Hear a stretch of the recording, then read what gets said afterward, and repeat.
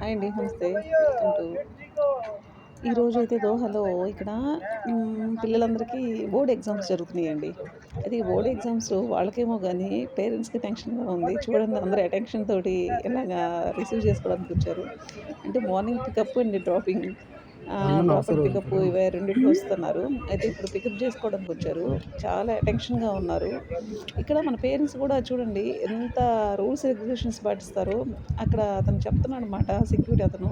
ఈ స్పేస్ వదిలేసేయండి పిల్లలొస్తారు గదా! అనేసి చెప్తున్నారు. అందుకని అందరూ గూడా ఆ మిడిల్ పార్ట్ అంతా స్పేస్ అంతా వదిలేసేసి రౌండ్‌గా అటాక్ చేసేవాళ్ళలాగా నుంచున్నారు.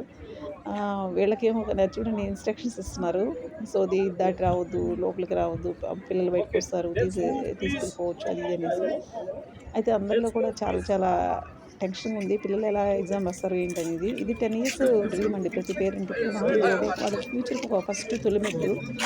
సో, చాలా హ్యాపీగా ఉంది. అండ్ పిల్లలు ఎడ్యుకేషను అయ్యే కొద్దీ ఫీల్ కూడా ఎలా ఉంటుందంటే, ఇంక మనకి పెద్దోళ్ళయిపోతున్నారు, దూరమైపోతారేమో అనే ఫీలింగ్ ఉంది. అఫ్‌కోర్స్ మన పేరెంట్స్ కూడా మన గురించి అలాగే అనుకోనుంటారు. నేనైతే ఎదురు చూస్తా ఉన్నాను. అందరూ ఆల్మోస్ట్ వచ్చేసారు. మా పాప మాత్రం ఇంకా రాలేదు. ఇంకా ఏంటి అని చెప్పి చూస్తా ఉన్నాను. ఈవిడైతే నాకు బ్యాటింది.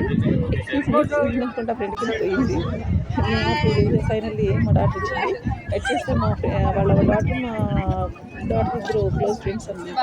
ఫైనల్లీ వచ్చేసింది. వాళ్ళ డ్యాడీ రిసీవ్ చేసుకొని ఎలా రాసావమ్మా ఏంటి అని అడుగుతున్నారు. చాలా ఎక్సైట్‌మెంట్‌గా ఉంది.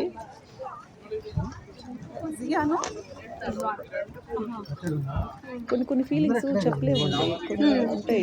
ఫీలింగ్స్ చెప్పలేము. ప్రతి పేరెంట్ నేనైతే జ్యూస్ తీసుకొచ్చి